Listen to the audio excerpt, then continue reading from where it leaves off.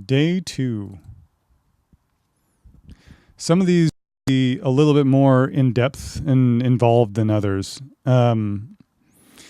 So we'll get to a point where they won't have mastering or stuff on them because there'll be more than like 4 of these 4 tracks or whatever. A lot of those will be things like, like I did a metal one, and that one's definitely going to be on its own kind of thing. But anyway, okay, this quest log was kicking it old school. So we did a, you called this? Cute bit. Yep. And so what is kicking it old school? Kicking it old school, was it 8-bit or 16? It was 8-bit. 8-bit music. Yeah, so kind of like your Nintendo or your Master System kind of music. Sweet. Let's go ahead and listen to this.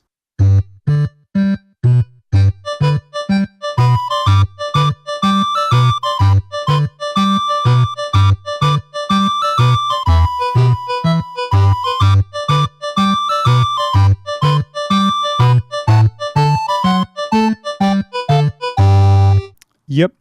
Yes. Yep. Okay. So what was going through your mind when you were making this? How did you make it anyway? Because not all of these, I know not all of these you were doing just straight on the piano, like on the actual acoustic piano. I know some of these you just went right in. What about this one? Yeah, this one I didn't do on the acoustic piano. This one I loaded up a thing called Triforce. Oh yeah, I think we got a few of those in here. Yeah, they're right there. 3 Triforces and 1 called Toad. And these are Tweakbench plugins. They're all free. Go get them. They're amazing. Yeah, they're really cool. And they're great if you're going to do any like chiptune or anything like that.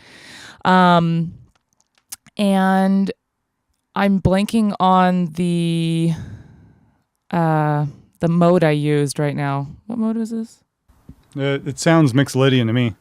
Yeah, Mixolydian. So it's got the lowered 7th. Mm-hmm. Yeah, lowered 7.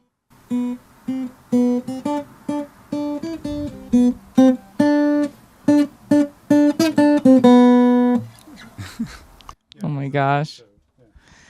Yeah, and the lowered 7th I actually learned about in a game called Okage, Shadow Prince, because one of the main titles for that has a fake accordion, and it kind of does the same chord structure there at the end, or melodic line at the end. PlayStation 2 days. PlayStation 2 days. Yep. Loved that game. It was really fun. So, and then what I did was I just started, and you know what? Now that I'm looking at it, is this percussion down there? I didn't do anything for percussion. Was that the one that's Toad? Yeah. I didn't use it. So I used 3 Triforces. Mm-hmm. Cool. I think I started with the bass and then pretty much built it up the way it is on the screen. So I started with the bass, then I started with the lead 2. And then I went to my main lead after that, writing the main melody line. And so you built this kind of like as an 8-bit Okage, like if you were to build that game or something? Yep. Build that game. Just build the game. How can you build games without straw, Mary? Oh, I forgot to put it on the Oh, well. Oops. Anyway, this is what it looks like. Yeah, there you go. You got the Triforces right over there onto the right.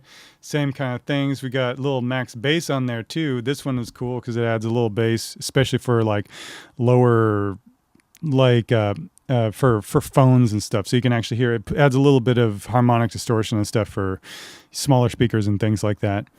Same kind of things going on over here.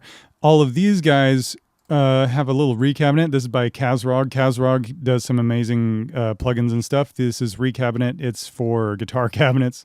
And I think I put these, let's see, through something really tiny, I think. Oh, no. Those are all 4x12s. Okay, so I put it through a big old 4x12.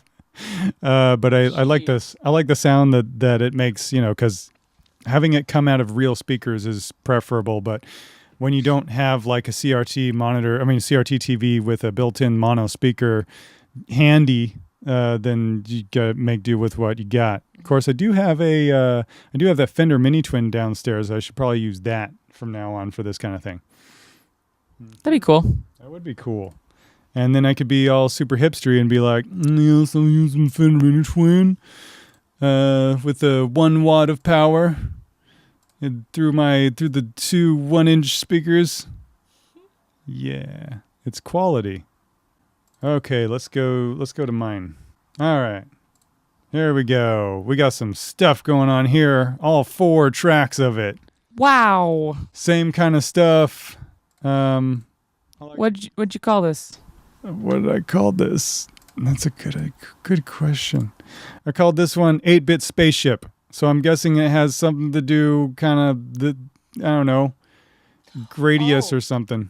It looks like he did 3 quest log prompts in this. So it's kicking it old school, which is the 8-bit, something borrowed, and make it modulate. Because it was I used borrowed chords, but some of these like I'll just do naturally playing or naturally composing. So I had to use a borrowed chord, so from like a relative or a parallel key or something like that. I don't remember what I did. I guess we'll find out. And I apparently made it modulate. Okay. Hooray! So. I say that even though it was more of a tonicization, so I tonicized something. All right, let's hear what's going on with this.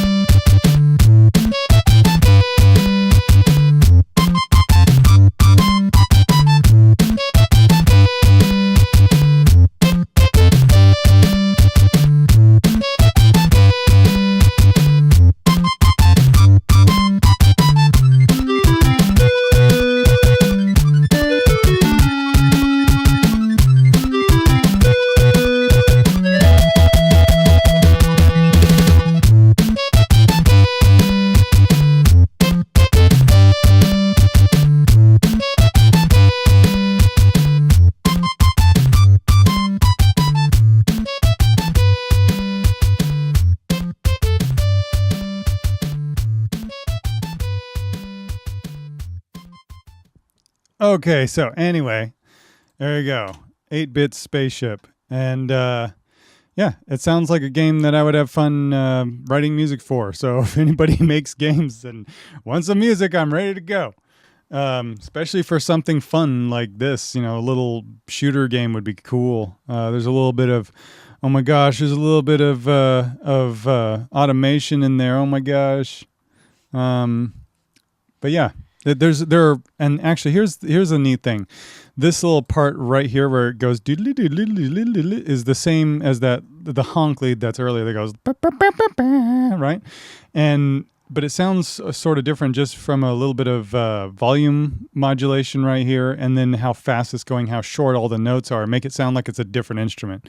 And that's a little trick that you can do for especially this kind of electronic music, is make it act something different and change the volume a little bit. You can really get a lot of different timbres out of it without doing a whole lot.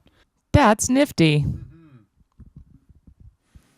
Okay, so all right, there's that. That was a lot of fun. I like that piece. Let's continue